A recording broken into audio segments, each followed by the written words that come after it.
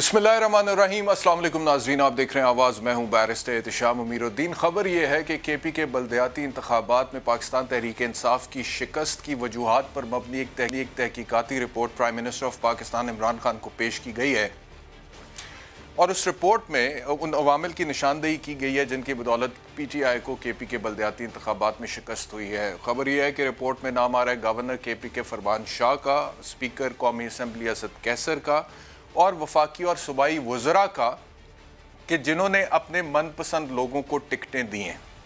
और कहा गया कि टिकटों की गलत तकसीम की वजह से पाकिस्तान तहरीक इंसाफ KPK में बल्दियाती इलेक्शन हारी है। आई वाज जस्ट वंडरिंग कि क्या इस तहकीकाती रिपोर्ट में इस बात का जिक्र किया गया है कि पिछले 3.25 साल से पाकिस्तान तहरीक इंसाफ की हुकूमत की जो कारकर्दगी थी लोग उससे खुश नहीं थे? क्या इस तहकीकाती रिपोर्ट में इस बात का जिक्र किया गया है कि पाकिस्तान तहरीक इंसाफ की हुकूमत और इमरान खान से लोगों की जो तवक्कुआत थी, जो वो तकरीरें करते थे जलसों में प्राइम मिनिस्टर बनने से पहले, जब पाकिस्तान को एक ऐसा मुल्क बनाने की बात करते थे जहां पर लोग बाहर से नौकरियां करने आएंगे, कहते थे हम IMF के पास नहीं जाएंगे और बहुत सारी बातें इमरान खान साहब करते थे, वो तवक्कुआत पूरी नहीं हो सकी। क्या इस रिपोर्ट में उन तवक्कुआत के पूरे ना होने का जिक्र किया गया? क्या इस रिपोर्ट में पिछले 3.25 साल से बिजली, गैस, पेट्रोल, अद्वियात की कीमतों में जो महंगाई हुई है उसका जिक्र किया गया है? क्या इस रिपोर्ट में अशियाए खुर्दनोश, आटा, चीनी, चावल, दाल, घी की कीमतों में जो इजाफा हुआ है उसका जिक्र किया गया? क्या इस रिपोर्ट में इस बात का जिक्र किया गया है कि एक आम आदमी के लिए बच्चे को अच्छे स्कूल में तालीम दिलवाना एक बहुत बड़ा जहाद बन चुका है? क्या इस रिपोर्ट में जिक्र किया गया है कि इंसाफ का हसूल अगर आज के दौर में ज्यादा मुश्किल नहीं है तो कम से कम उतना मुश्किल तो है जितना पिछले अदवार हुकूमत में था? एक तरफ तो ये बात, दूसरी तरफ ये बात है कि पाकिस्तान तहरीक इंसाफ के अपने मेंबरान जो है कौमी असम्बली के, वो खुद कह रहे हैं कि हमारी तो टिकटें लेने के लिए कोई तैयार नहीं था। नूर आलम साहब का शॉर्ट से नूर आलम ने प्राइम मिनिस्टर से ये भी रिक्वेस्ट किया कि अपने वज़रा के असासे देखें। उन्होंने ये भी कहा है कि जिसकी एक शुगर मिल थी वो 2 शुगर मिल्स कैसे हुई इसको भी देखें, और कोई लॉ एंड ऑर्डर नहीं था। और टिकटों की तकसीम के हवाले से जो उन्होंने कहा वो शॉर्ट हमने आपको सुनवाया। यही वजह है कि मौलाना फजलुर रहमान अब ये कह रहे हैं कि बावजूद इसके कि KPK में MNAs इनके थे, MP इनके थे, हुकूमत इनकी थी, ब्यूरोक्रेसी इनकी थी, लेकिन उसके बावजूद जब कुव्वतों ने थोड़ा सा हाथ उठाया तो इंतखाबात के नताइज आप लोगों ने देखे।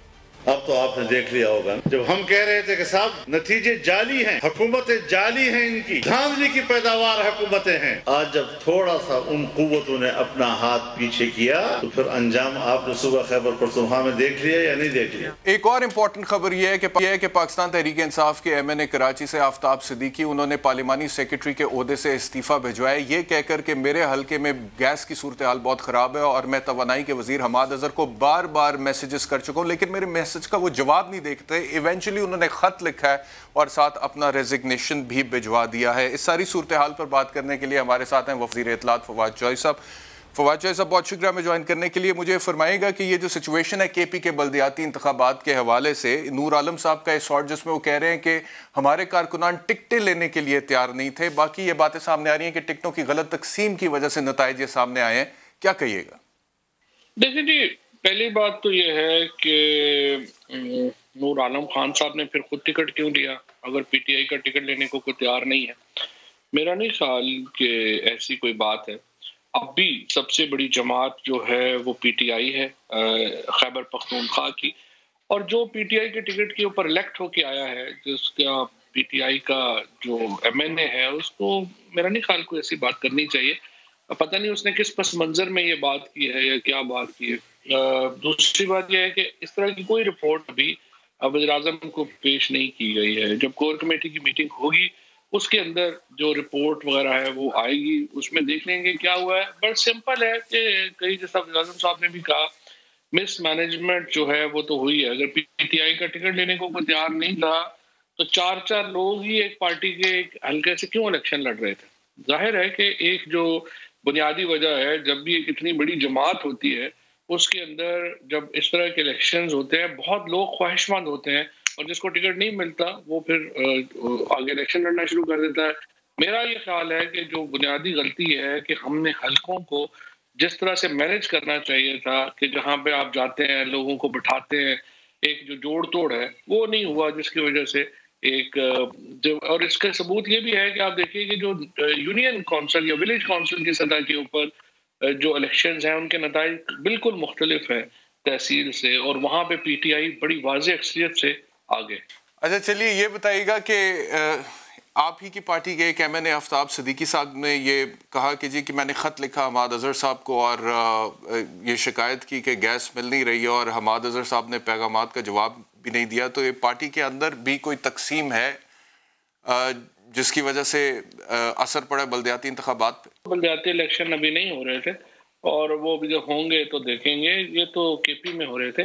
جو گیس کا معاملہ ہے اس میں یقیناً مسائل ہیں گیس کے. حماد اظہر صاحب نے بڑی تفصیل سے بار بار پارلیمنٹیرینز کو بھی اور کیبنٹ کو بھی بتایا ہے کہ 9% ہماری گیس ہر سال ڈپلیٹ ہو رہی ہے.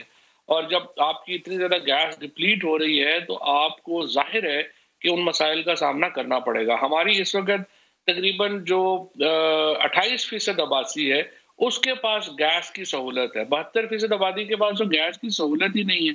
سو یہ جو 28% ہے یہ تمام جو 72% کی جو سبسڈی ہے اس کے اوپر یہ گیس چل رہی ہے. الٹیمیٹلی دیکھیے پاکستان کو اپنا گیس کا سسٹم انفارچونیٹلی پے در پہ حکومتوں نے اس کو ضائع کیا اور اس کو سسٹم کو نہیں بنایا، جس کی وجہ سے مشکلات ہیں. اب اپنی لوکل پالیٹکس کے اوپر جو ہے وہ مجبوریاں ہوتی ہیں. ایم این ایز کو بھی اپنے لوگوں کو دکھانا پڑتا ہے کہ دیکھیں ہم آپ کے رائٹس کے لیے یہاں پہ کھڑے ہیں، ساتھ کھڑے ہیں. ورنہ ان کو بھی پتا ہے، آفتاب صدیقی صاحب بڑے منجے ہوئے آدمی ہیں، ان کو بھی پتا ہے کہ گیس کی سچویشن پورے پاکستان میں کن مشکلات کا شکار ہے. اور ابھی اگر آپ 2014 کی، 2013 کی، 2009 کی ویڈیوز دکھائیں جو پیپلز پارٹی اور پی ایم ایل این کے دور میں گیس کا حال تھا، آج اس سے تو بہت بہتر ہے. جو ان کے دوار میں گیس تو مل ہی نہیں رہی تھی اور بہت ہی برے حالات تھے. آپ نے یہ کہا کہ جے یو آئی آپ کی غلطیوں کی وجہ سے نوٹس ہوئی ہے، اور بلدیاتی انتخابات میں جن سیٹوں پر وہ جیتے ہیں اس کی ایک بڑی وجہ یہ ہے. تو کن غلطیوں کی طرف آپ کا اشارہ ہے، اور کیا اس کے اندر آپ ان باتوں کو بھی شامل کریں گے جو پرائم منسٹر بننے سے پہلے عمران خان صاحب کہتے تھے کہ نظام کو بہتر کریں گے، کرپشن ختم کر دیں گے، انصاف بہتر ہوگا، فوری سستا معیاری انصاف لوگوں تک پہنچائیں گے، اور پھر تبدیلی کی جو بات کرتے تھے اور معیشت کو آگے بڑھانے کی بات کرتے تھے، اور کہتے تھے کہ باہر سے لوگ نوکریاں کرنے پاکستان میں آئیں گے؟ تو کیا وہ امیدیں لوگوں کی ٹوٹی ہیں جس کا اثر ان بلدیاتی انتخابات میں نظر آئے؟ عمران خان ہی ہے ظاہر ہے. فضل الرحمان، بلاول بھٹو یا مریم نواز تو کسی مطلب پاگل ہی ہوگا نا کوئی جس کی امید ہوں گے. امید تو عمران خان ہی ہے. جہاں تک میں نے آپ کو پہلے ہی سوال کے جواب میں بتایا تھا کہ الیکشن کی میری نظر میں جو مس مینجمنٹ ہے کانسٹیٹوئنسیز کی، دیٹ لیڈ ٹو اتنی اچھی پرفارمنس ہماری نہیں ہوئی جتنی کہ ہونی چاہیے تھی. اور اسی وجہ سے جو ولیج کونسلز کے الیکشنز ہیں ان کے نتائج بالکل مختلف ہیں جو کہ تحصیل کونسلز ہیں ان سے. اور ابھی اگلے جو آنے ہیں الیکشنز ان میں انشاءاللہ پی ٹی آئی جو ہے وہ بھرپور طریقے سے جیتے گی. جہاں تک نظام کی تبدیلی کی بات ہے، یہ تو آپ دیکھیے کہ کتنا زبردست نظام عمران خان نے دیا ہے کے پی کو. ڈائریکٹلی الیکٹڈ لوگ جو کہ سوچ بھی نہیں سکتا تھا، ورنہ تو صرف ایک ڈکٹیٹر کھڑا کر دیتے ہیں اپنا چیف منسٹر کی صورت میں اور اس سے کام لیا جاتا ہے.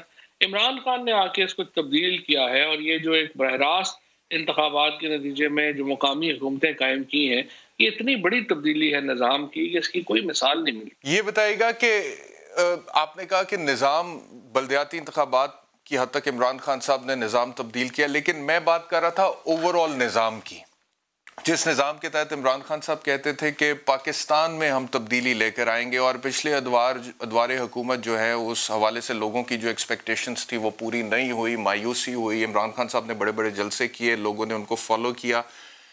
اب جب مہنگائی اتنی زیادہ ہو گئی، روٹی، چینی، پتی، دال، گھی، ان چیزوں سے آپ کو لگتا ہے کہ کوئی فرق پڑا ہے پاکستان تحریک انصاف کی فالوئنگ میں؟ پرٹیکولرلی آپ کا بھی ایک سٹیٹمنٹ بہت ڈسکس ہو رہا تھا میڈیا میں جس میں آپ نے کہا کہ ادویات کی قیمتوں میں اگر 100 گنا اضافہ ہو گیا ہے تو کیا فرق پڑتا ہے؟ 3 روپے کی گولی 7 روپے میں ہو گئی ہے تو کیا فرق پڑتا ہے؟ تو آپ کو لگتا ہے کہ یہ چیزوں نے فرق ڈالا ہے اس طرح کے سٹیٹمنٹس نے؟ دیکھیے بات یہ ہے کہ ایک تو جو ہم زیادہ تر جو ٹیلی ویژن اینکرز ہیں نا وہ لوگوں کو اسٹوپڈ سمجھتے ہیں، اور ان کا خیال ہوتا ہے کہ ہم اس طرح کی مہنگائی اور یہ کر کے لوگوں کو بے وقوف بنا رہے ہیں. حالانکہ ایسا ہوتا نہیں. لوگوں کو ایگزیکٹلی پتا ہے کہ اس وقت جو فار ایگزامپل اگر یہ آپ دیکھنا شروع کریں نا مہنگائی، پھر تو 1947 کے بعد سے مہنگائی بہت ہوئی ہے، 1990 کے بعد سے مہنگائی بہت ہوئی ہے، لیکن غربت تو ہمارے ہاں آدھی رہ گئی ہے.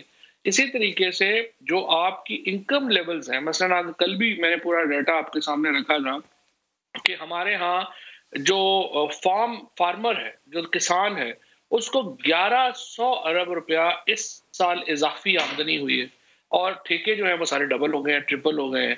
اسی طریقے سے اگر گندم کی قیمت 1200 روپے تھی جب 2018 میں، تو اب گندم کی قیمت اس وقت 1950 روپے ہے، جس کی وجہ سے فارمر کی آمدنی میں بہت اضافہ ہوا، اور 60% لوگ فارمنگ سے وابستہ ہیں۔ اسی طریقے سے ٹیکسٹائل انڈسٹری مکمل بند پڑی ہوئی تھی جب پی ٹی آئی نے اقتدار لیا۔ اب اس وقت جو ہے وہ ہائیسٹ پاکستان کی جو ایکسپورٹس ہیں وہ ٹیکسٹائل انڈسٹری میں ہوئی ہیں۔ جو ہماری کنسٹرکشن انڈسٹری تھی وہ بند پڑی ہوئی تھی جب عمران خان نے ٹیک اوور کیا تھا، آج ہماری کنسٹرکشن انڈسٹری بوم کر رہی ہے۔ اسی طریقے سے جو فارماسیوٹیکلز کی جو آپ بات کرتے ہیں، ہو یہ رہا تھا کہ دوائیوں کی قیمتیں جو ہیں وہ اسی طرح سٹیگننٹ تھی۔ اب 3 روپے کی دوائی جو ہے، اگر آپ اس کو 25 سال اس کی قیمت ہی نہیں بڑھائیں گے تو کیا ہوگا؟ وہ بلیک ہو رہی تھی، مل ہی نہیں رہی تھی۔ آپ نے اس کو ایک جمپ دیا، لیکن آپ کا فوکس صرف 3 روپے والی دوائی پہ کیوں ہے؟ And it is I suppose it is not only about the television anchors, بہت سارے پولیٹیشنز بھی شاید عوام کو اسٹوپڈ سمجھتے ہیں، کیونکہ صرف 3 روپے کی گولی کی بات نہیں ہے نا فواد چوہے صاحب، سن تو لینا، 3 روپے کی گولی کی بات نہیں ہے، مہنگی ادویات بھی تو ہے نا۔ اب 650 کی دوائی اگر 1050 روپے میں بکے گی، صحیح سمجھ تو لینا، اگر 650 کی دوائی اگر 1050 میں مارکیٹ میں ملے گی تو لوگوں کو تو فرق پڑتا ہے۔ اور بھائی احتشام سمجھ کے کومنٹ کرو نا، پہلے سمجھ کرو میں بات کیا کر رہا ہوں، پھر کومنٹ کرنا نا۔ میں یہ کہہ رہا ہوں کہ جو دوائیاں ہیں نا، اس میں جو اس وقت تقریباً 70% میڈیسن جن کی قیمتیں اوپر گئی ہیں، ان کی قیمتیں جو ہیں وہ ایسے ہی گئی ہیں۔ میں آپ کو پوری لسٹ بھی آپ سے شیئر کر دوں گا تاکہ آپ جو ہے لوگوں کو ایجوکیٹ بھی کر سکیں، کیونکہ یہ چیزیں ہیں جو آپ سمجھ سکتے ہیں، کئی لوگوں میں نے اس کے اوپر پروگرامز کیے ہیں۔ جی میں آپ کو میں نے اینٹی بائیوٹکس کی وہ لسٹ بھی شیئر کی ہے، میں نے ڈائبٹیز کی دوائی کی لسٹ بھی شیئر کی ہے، میں نے دیگر ادویات کی لسٹ بھی شیئر کی ہے جن کی قیمت 3 روپے کی بات نہیں، اور 3 روپے کی جو بات ہے نا سر، آپ میری بھی تو بات سن لینا۔ اب 3 روپے کی آپ مجھے بتا دیں کون سی 3 روپے کی گولی کی آپ بات کر رہے ہیں؟ وہ کون سی گولی ہے جو 3 روپے کی آتی ہے، اور وہ کیا مہینے میں ایک ہی دفعہ ایک بندے نے کھانی ہے؟ جو 4 روپے فرق پڑتا ہے تو اسے کوئی خاص فرق نہیں پڑتا۔ وہ کتنی دفعہ کھانی ہے؟ ایک دن میں 2 دفعہ کھانی ہے، 3 دفعہ کھانی ہے؟ ہفتے کے بجٹ میں، مہینے کے بجٹ میں کتنا فرق پڑتا ہے؟ ایک پوری لسٹ دوائی کا نام بتا دیں، 3 روپے کی کون سی دوائی ہے؟ میں آپ کو پوری لسٹ شیئر کر دوں گا، اس سے آپ کو فائدہ یہ ہوگا کہ آپ کو سمجھ آئے گی کہ پاکستان میں کون سی دوائیاں تھیں جو مکمل ناپید تھیں، اور اس کی ری ایڈجسٹمنٹ کے بعد مثلا آپ دیکھیے ریمڈیزوائر ہے۔ ریمڈیزوائر اگر آپ کو یاد ہو 6-8 مہینے پہلے اس کا جو انجیکشن تھا وہ سفارشوں پہ مل رہا تھا، اور آپ کو اتنی زیادہ اس کی قیمت دینی پڑ رہی تھی۔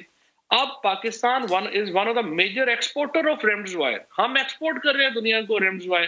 اس طرح کی جو ایک ہوتی ہے نا ایک پبلسٹی سٹانٹس، جس میں ہم یہ پڑھ جاتے ہیں کہ یہ ہو گیا، اس کے نتیجے میں تو ملک نہیں چل سکتے۔ 3 روپے والی کون سی دوائی ہے ذرا بتا دیں کہ 3 روپے والی کون سی دوائی ہے؟ بتا رہا ہوں نا، میں آپ کو پوری لسٹ بھیج رہا ہوں، وہ آپ ابھی 3 روپے والی دوائی بتا دیں نا، آپ نے ایک سٹیٹمنٹ دیا تھا 3 روپے والا، دیکھو کہ ایک دوائی ہے وہ 3 روپے کی ہے، وہ 7 روپے میں چلی جاتی ہے، تو عوام کو کیا فرق پڑتا ہے؟ شاید آپ کو فرق نہ پڑتا ہو، شاید مجھے بھی فرق نہ پڑتا ہو، لیکن ہو سکتا ہے ایک مزدور کو فرق پڑتا ہو، اور پورا پاکستان کسان تو ہے نہیں۔ آپ کہتے ہیں کہ کسانوں کو ہم نے خوشحال کر دیا۔ فواد چوہے صاحب، بہت بڑا طبقہ مزدوری بھی تو کرتا ہے نا، اور نوکری پیشہ لوگ بھی ہیں، تو ہو سکتا ہے انہیں فرق پڑتا ہو، لیکن یہ 3 روپے والی دوائی ہے کون سی؟ پلیز بتا دیجئے گا۔ پہلی بات تو یہ ہے کہ 60% جو پاکستان کا طبقہ ہے نا، وہ زراعت سے اور اس سے وابستہ صنعتوں سے ایفیلیٹڈ ہے، تو یہ نہیں کہ سارا پاکستان کسان نہیں ہے، بہت بڑی تعداد پاکستان جو ہے وہ کسانوں کی ہے۔ دوسری بات یہ ہے کہ ہاتھ کی قیمت کدھر چلی گئی ہے فواد چوہے صاحب؟ دوسری کہ جو کنسٹرکشن کا جو مزدور ہے، اس کی جو مستری ہے، اس کا جو آپ کا جو دیہڑی دار ہے، تمام کی آمدنیاں 3 گنا بڑھی ہیں، کیونکہ کنسٹرکشن سیکٹر میں 900 ارب روپے کی انویسٹمنٹ آئی ہے۔ اسی طریقے سے اور مہنگائی کتنے گنا بڑھی ہے؟ اور مہنگائی کتنے گنا بڑھی ہے؟ جس تناسب سے مہنگائی بڑھی ہے اس تناسب سے مزدوری دہاڑی تنخواہ نہیں بڑھی ہے لوگوں کی۔ پرابلم تو یہ ہے نہیں، یہ بات درست نہیں ہے نا، آپ کا جو ڈیٹا ہے وہ آپ کو کانٹراڈکٹ کر رہا ہے، کیونکہ ڈیٹا یہ کہہ رہا ہوں، آپ اپنا ڈیٹا بتا دیجئے نا۔ ہاں میں بتا رہا ہوں، اگر بولنے دو گے تو بتاؤں گا نا۔ ہمارا جو ڈیٹا ہے، جو آئی ایم ایف کہہ رہا ہے کہ پاکستان میں اس وقت جو گروتھ ریٹ ہے وہ 5% ہے. اب گروتھ ریٹ کیا ہوتا ہے؟ گروتھ ریٹ یہ ہوتا ہے کہ جس تناسب سے مہنگائی بڑھے اس کے اوپر اگر آپ کی آمدنی بڑھی ہے اس کو آپ گروتھ کہتے ہیں. سو اس وقت ہماری جو آمدنی ہے وہ جو اس وقت وہ 5% سے اوپر 5% گروتھ ریٹ بڑھ رہی ہے. اس وقت ہماری جو جی ڈی پی ہے اس سے ثابت ہے. اور ہماری جو تمام کنزمپشن ہے، چاہے آپ گاڑیوں کی فگر اٹھا لیں، چاہے ٹریکٹرز کی فگر اٹھا لیں، چاہے موٹر سائیکلز کی فگر اٹھا لیں، کوئی بھی آپ فگر اٹھا لیں، آپ کو پتہ چلے گا کہ مہنگائی جو ہے وہ اس سے کم بڑی ہے جتنی آمدنی بڑی ہے. اگر ہم آمدنی کا ذکر کیے بغیر مہنگائی کا ذکر کرتے رہیں گے تو ظاہر ہے ہمیں لگے گا کہ مہنگائی. آپ کی اسیسمنٹ غلط ہے کہ صرف ٹکٹوں کی تقسیم سے آپ کو لگتا ہے کہ بلدیاتی انتخابات کے نتائج یہ آئے ہیں جو کہ آئے ہیں. آپ لوگوں کی پرفارمنس سے لوگوں میں P T I in popular ہو رہی ہے، آپ کو نہیں لگتا ایسا ہے؟ کامنٹ ہے نا، obviously I don't agree with you، ہم نے پہلے ہی بات کر لی. اگر ایسے ہی ہے، اگر آپ کو لگتا ہے کہ کوئی فرق نہیں پڑتا ہے تو اس کا مطلب ہے کہ آپ اپنی پرفارمنس سے مطمئن ہیں، پاکستان تحریک انصاف اپنی پرفارمنس سے مطمئن ہے، تو پھر جے یو آئی کے جیتنے کا گلہ بھی کیوں کر رہے ہیں آپ؟ نہیں، میرا خیال ہے کہ جو ایک اوور آل پرفارمنس ہے پی ٹی آئی کی پچھلے 3 سالوں میں وہ تو بہت اچھی ہے. آپ دیکھیے کہ آپ پاکستان کے اندر انڈسٹری ریوائیول کا تو کوئی بندہ بات ہی نہیں کر رہا تھا. پہلی بار آ کے انڈسٹری ریوائیو ہوئی ہے. ہم ایک پاکستان کو ٹریٹ کر رہے تھے 22 کروڑ کا ملک ہے جس کو ہم دبئی یا سنگاپور سمجھ رہے ہیں، ہر چیز ہم امپورٹ کر رہے تھے. پہلی بار آ کے پرائم منسٹر نے پاکستان میں انڈسٹریل ریوائیول جو ہے وہ کی ہے. پہلی بار آ کر کے پاکستان میں ہم نے یہ سوچا ہے کہ ہم نے چیزیں بنانی ہے. پہلی بار آ کے ایگریکلچر 5 بڑی فصلوں کی جو ہے وہ تیسرا مسلسل سال ہے کہ یہ دوسرا مسلسل سال ہے کہ ہم سپر کراپ لے رہے ہیں. ویٹ جو ہے وہ پاکستان کی ہسٹری کا سب سے بڑی تاریخ میں ہوا. کاٹن اس سال جو ہے وہ اس میں 44% جو ہے وہ اضافہ ہوا. میز پاکستان کی تاریخ کی سب سے بڑی، رائس سب سے بڑی. سو یہ جو پاکستان میں ایگریکلچر کے اوپر کانسنٹریشن آئی، پاکستان میں انڈسٹری کے اوپر کانسنٹریشن آئی. اچھا، بزنسز میں بھی میں آپ کو بتاؤں، پورے پاکستان میں اس وقت 2 لاکھ کے لگ بھگ کمپنیاں ہیں. 1,57,000 کمپنی 2 سالوں میں رجسٹر ہوئی ہے 3 سالوں میں عمران خان کے. تو آپ اندازہ لگا لیں کتنا بڑا ایک ہم نے شفٹ کیا ہے پاکستان کو ایک ایسی اکانومی تھی جس میں کچھ بھی ہم نہیں کر رہے تھے، اور ایک اتنی بڑی. اور پھر پچھلے سال آئی ٹی کی جو ایکسپورٹ تھی وہ 42-43% بڑھی. اس سال ابھی تک 6 مہینوں میں 38% اور بڑھ چکی ہے. تو میرا خیال یہ ہے کہ دیکھنے کا زاویہ ہے. کچھ چیزوں میں ظاہر ہے کہ آپ کہیں گے کہ اچھا نہیں ہوا، لیکن بہت ساری چیزوں میں بہت اچھا ہوا. ٹھیک، آخری سوال ہے آپ سے. آج الیکشن کمیشن میں آپ نے جو غیر مشروط معافی مانگی تھی وہ ایکسیپٹ ہو گئی ہے، تو کیا آپ تسلیم کرتے ہیں کہ الیکشن کمیشن کے حوالے سے جو الزامات آپ نے لگائے تھے وہ بے بنیاد تھے؟ کے حوالے سے الزامات تھے ہی نہیں. الیکشن کمیشن کے اوپر جو گفتگو ہوتی ہے، جو واقعات ہوتے ہیں، ان کو ایکسپریشن میں نے وہاں پہ بھی یہی کہا تھا کہ دیکھیے انفارمیشن منسٹر کے طور کے اوپر جو کابینہ کا سینٹیمنٹ ہے وہ میں نے اس کو تو پہنچانا ہے. ظاہر ہے کہ میرا ذاتی طور کے اوپر احترام اور چیف الیکشن کمشنر ہوں، ممبر ہوں، ہمارا ذاتی طور کے اوپر احترام. بہت شکریہ فواد چوہے صاحب ہمیں جوائن کرنے کے لیے. ایک بریک کا وقت ہو گیا. بریک کے بعد جب واپس آئیں گے تو اگلی سٹوری ہماری ہے اسرائیل کی خفیہ ایجنسی موساد کے سابق سربراہ جو تھے، انٹیلیجنس چیف جو تھے، انہوں نے یہ اعتراف کیا ہے کہ ایرانی جنرل قاسم سلیمانی کی ہلاکت میں اسرائیل کی خفیہ ایجنسی کا ہاتھ ہے. اس پر بات کریں گے بریک کے بعد.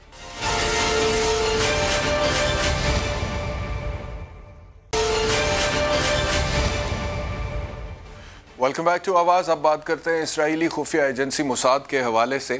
اسرائیل کی اگر میں ایک ملک کی حیثیت سے آپ سے بات کروں تو یہ اس کی جو ٹوٹل پاپولیشن ہے کل آبادی اسرائیل کی، وہ تقریباً 1 کروڑ سے کم ہے. اور اگر اس 1 کروڑ کی آبادی میں اسرائیل کی اوور آل پرفارمنس کو دیکھا جائے تو یو نیم اٹ، ایجوکیشن کو دیکھ لیں، ریسرچ اینڈ ڈیولپمنٹ کو دیکھ لیں، خواتین کے تحفظ کو دیکھ لیں، لائف ایکسپیکٹنسی کو دیکھ لیں، انوویشن یعنی کہ جدیدیت کو دیکھ لیں، خوشحالی کو دیکھ لیں، ملٹری ٹریننگ کو دیکھ لیں، سٹیزنز کی، ہر لحاظ سے اسرائیل ٹاپ نوچ کنٹریز میں آتا ہے. لیکن یہی اسرائیل فلسطین کے ساتھ کیا کر رہا ہے وہ ایک علیحدہ کہانی ہے. یہی اسرائیل کی خفیہ ایجنسی موساد دیگر ممالک کے ساتھ کیا کر رہی ہے وہ ایک علیحدہ کہانی ہے. حال ہی میں فارمر ملٹری انٹیلیجنس چیف جو ہے اسرائیل کے، انہوں نے یہ اعتراف کیا ہے کہ ایرانی جنرل قاسم سلیمانی کی ہلاکت میں اسرائیل کا ہاتھ تھا. اور یہ امریکی ڈرون حملے کے ذریعے ہلاکت ہوئی تھی، جس کی تمام تر تفصیلات اور انٹیلیجنس جو ہے وہ اسرائیل کی خفیہ ایجنسی موساد نے پرووائڈ کی تھی۔ اسی طرح کچھ عرصہ پہلے ایرانی سائنسدان محسن فخری زادہ، ان کو جس طرح سے ہلاک کیا گیا وہ بھی اپنی مثال آپ ہے۔ ایک سیٹلائٹ سے منسلک سنائپر گن جو ہے وہ ایک ٹرک میں نصب کی گئی اور اس ٹرک کو اس راستے میں کھڑا کیا گیا جہاں سے محسن فخری زادہ نے گزرنا تھا، اور جب محسن فخری زادہ کی گاڑی وہاں سے گزر رہی تھی تو پھر اس سنائپر گن کے ذریعے جو سیٹلائٹ سے منسلک تھی پریسیجن کے ساتھ محسن فخری زادہ کو نشانہ بنایا گیا۔ ان کی اہلیہ اسی گاڑی میں سوار تھی لیکن وہ محفوظ رہی۔ اسی طرح کچھ عرصے پہلے ایک میزائل تیار کرنے والے ایرانی جنرل کو اس کی ٹیم کے 16 ارکان سمیت اسرائیلی خفیہ ایجنسی موساد کے ایجنٹس نے ہلاک کیا۔ پھر 2007 میں 5 ایرانی ایٹمی سائنسدانوں کو قتل کیا گیا۔ اسی طرح 2010 سے 2012 تک 4 جوہری سائنسدانوں کا قتل کیا۔ جنوری 2010 میں حماس کے کمانڈر کا دبئی میں قتل ہوا اور موساد نے قاتلوں کی 11 رکنی ٹیم بھیجی، اور حیرت انگیز بات یہ ہے کہ یہ جو ٹیم وہاں پر گئی تھی یہ یورپی ممالک کے جعلی پاسپورٹوں پر دبئی گئی اور وہاں جا کے ہوٹل میں جا کے انہوں نے کارروائی کی، اور اس کارروائی کے نتیجے میں حماس کے کمانڈر کو قتل کیا گیا۔ تو یہ جو اسرائیل کا رول ہے جس کا اثر خطے میں بھی آ رہا ہے، ایران پر بھی آ رہا ہے، دیگر ممالک پر بھی آ رہا ہے، اس کے حوالے سے بات کرنے کے لیے ہمیں جوائن کیا نعیم خودی صاحب نے، ریٹائرڈ جنرل ہیں۔ آپ کا بہت شکریہ سر ہمیں جوائن کرنے کے لیے۔ مجھے سب سے پہلے یہ بتائیے گا کہ یہ جو کیپبلٹی ہے موساد کی، جن واقعات کا ذکر میں نے کیا، جنرل قاسم سلیمانی کی ہلاکت، اسی طرح ایرانی سائنسدان محسن فخری زادہ کی ہلاکت، اسی طرح دیگر ایرانی جوہری سائنسدانوں کی ہلاکت، کس حد تک جو ہے یہ تشویشناک بات ہے خطے کے لیے؟ جی دیکھیں، پوری دنیا کے لیے تشویشناک ہے، یہ صرف ایک خطے کے لیے نہیں ہے۔ اور یہ تو آپ نئی باتیں سارا ذکر کر رہے ہیں۔ اس سے پہلے یہ جس کو کوئی اگر بھاگ جاتا تھا اسرائیل سے یا کوئی ان کو چاہیے ہوتا تھا تو بکسوں میں بند کر کے جہاز پہ لے آتے تھے۔ اینٹبے ایئرپورٹ پہ انہوں نے اپنے لوگوں کو ریسکیو کیا تھا، باقاعدہ ایک ریسکیو آپریشن ہوا تھا۔ تو یہ بہت ان کی ہسٹری ہے اس لحاظ سے، اور ایک طریقے سے وہ ٹھیک ہے، بے شک ہم ان کو پسند نہیں کرتے، آپ کو اپریشیٹ کرنا پڑے گا ان کی پلاننگ ایبلٹی، ان کی جرت۔ اور پھر آپ نے دیکھا کہ کھلے عام جیسے عراق کے وہ انہوں نے تباہ کیے ایٹمی تنصیبات، اور آج کل بتا رہے ہیں کہ ایران کو بھی ہم کریں گے، اور بھی جگہوں پہ وہ ٹرائی کرتے رہے۔ آپ کو پتا ہوگا، اب تک تو ہمارے ناظرین جانتے ہیں کہ پاکستان پر حملے کی ایک کوشش تھی جو ناکام ہو گئی تھی اللہ کے فضل و کرم سے۔ تو اصل میں ان کو جو ایڈوانٹیج ہے وہ یہ ہے کہ جو کٹنگ ایج ٹیکنالوجیز ہیں امریکن، وہ سب کی سب ان کو اویلیبل ہیں۔ امریکن انٹیلیجنس ان کو پوری کی پوری اویلیبل ہے، اور جتنی انفارمیشن شیئرنگ ہے وہ ساری امریکہ کے ساتھ ہے۔ تو آپ یوں سمجھیں کہ امریکہ کا دنیا میں جو سب سے کلوزسٹ حلیف ہے، الائے ہے، وہ اسرائیل ہے۔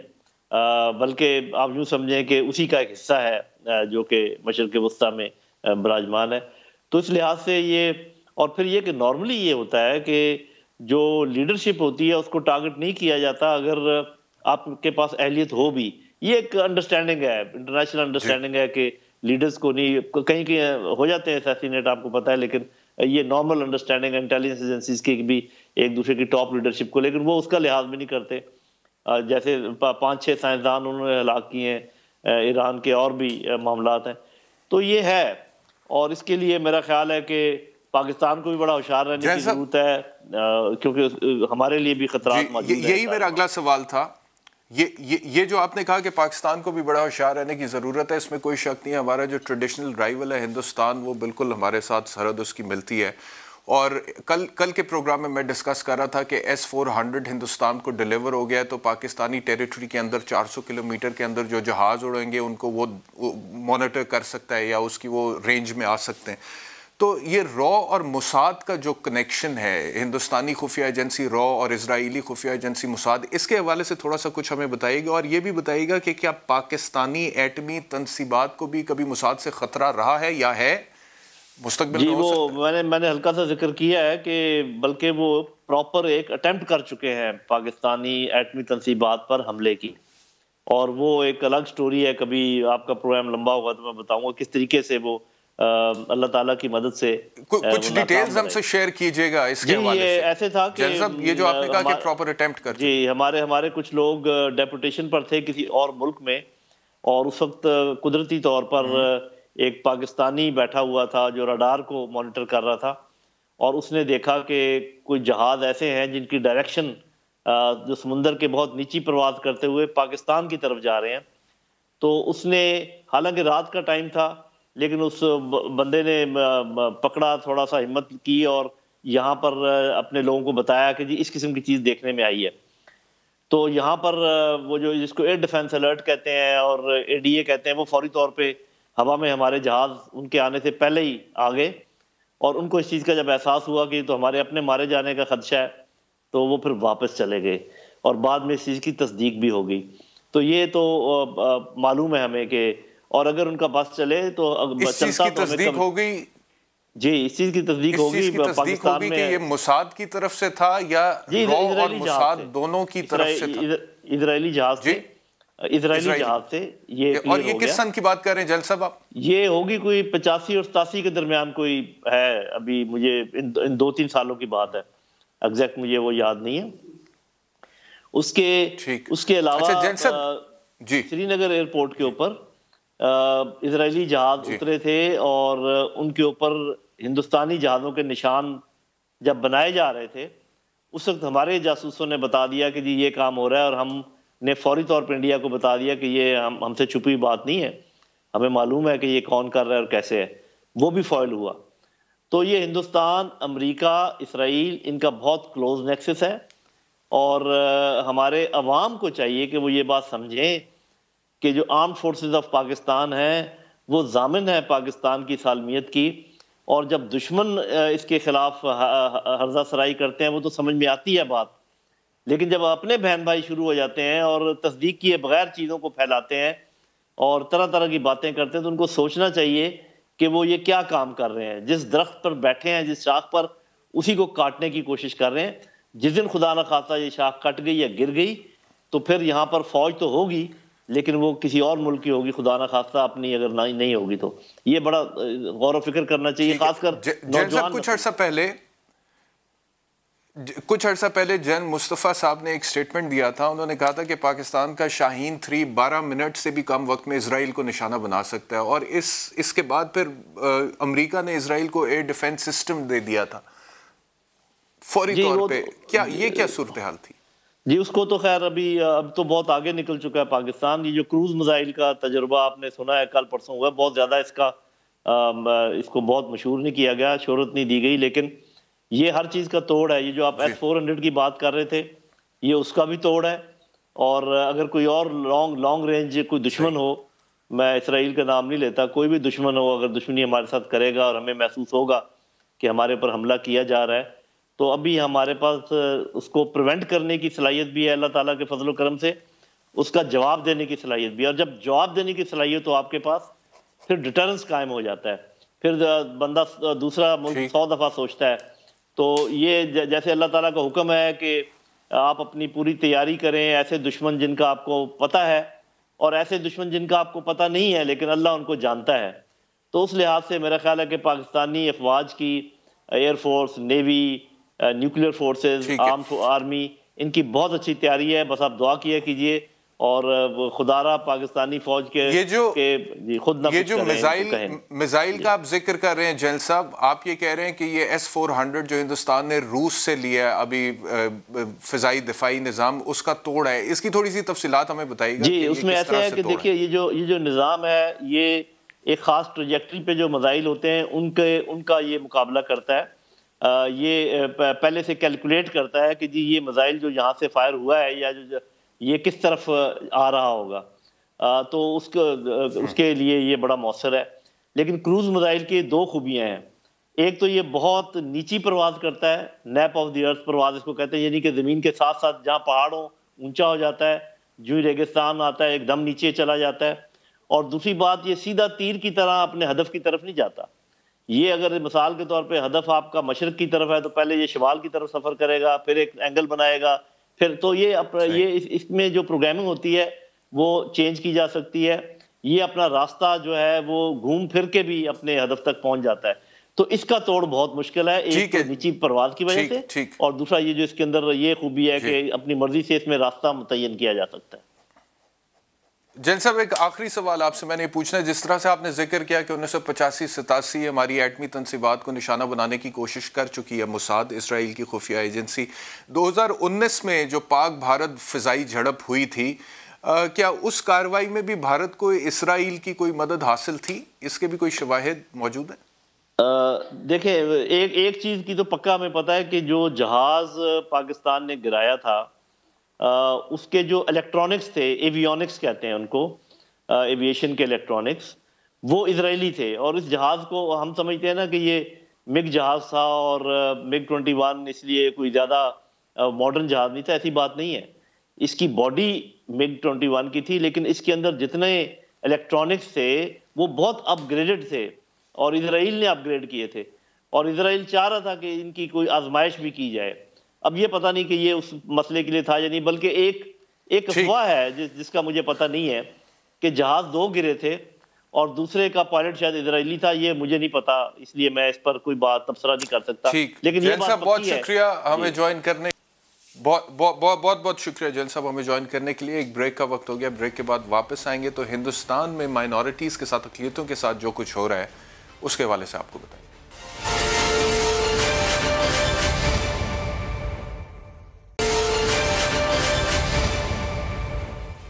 ویلکم بیک ٹو آواز. بات کرتے ہیں نریندر مودی کے ہندوستان کی جو مذہبی اقلیتوں کے لیے ایک جہنم بن چکا ہے اور مذہبی گھٹن وہاں پر بڑھتی جا رہی ہے. جب وہ سی ایم تھے تو تب بھی آپ کو پتہ ہے کہ گجرات میں جو معاملات ہوئے تھے، اس کے بعد انٹرنیشنل میڈیا نے ریفر کیا تھا مودی کو as the Butcher of Gujarat, کیونکہ ہزاروں مسلمانوں کا خون بہایا گیا تھا اور خواتین کی عصمت دری کی گئی تھی. ابھی بھی حالات کی اچھی نہیں. اور ایک اور چیز میں آپ سے اگر شیئر کروں کہ مودی کا جو پہلا دور حکومت تھا اس میں مذہبی فسادات میں 28% اضافہ ہوئے. جسٹ امیجن کہ مودی کا پہلے دور حکومت آتا ہے اور 28% اضافہ ہو جاتا ہے. ایک اور مثال آپ کو دیتے ہیں. ریاست اتراکھنڈ شہر ہردوار، مسلمانوں اور مسیح برادری کو دھمکی دی گئی باقاعدہ کہ اگر عید یا کرسمس منائی تو عبرت کا نشان بنا.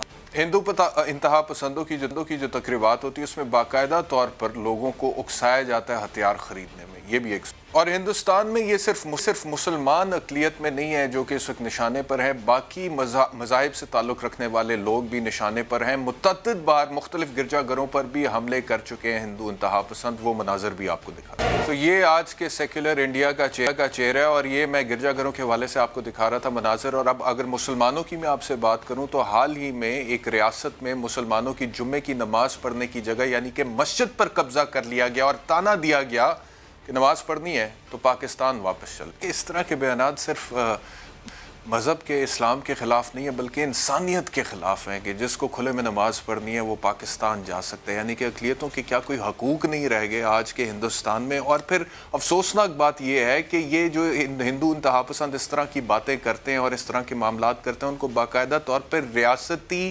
سرپرستی حاصل ہوتی ہے. ہریانہ کے وزیر اعلیٰ نے اس چیز کو انڈورس کیا اور درست قرار دیا.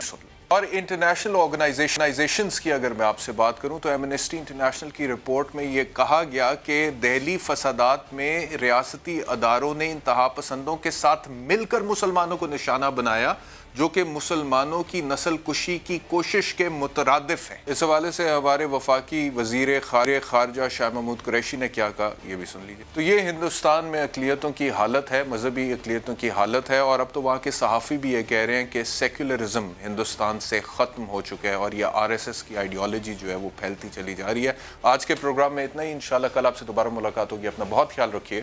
اللہ حافظ.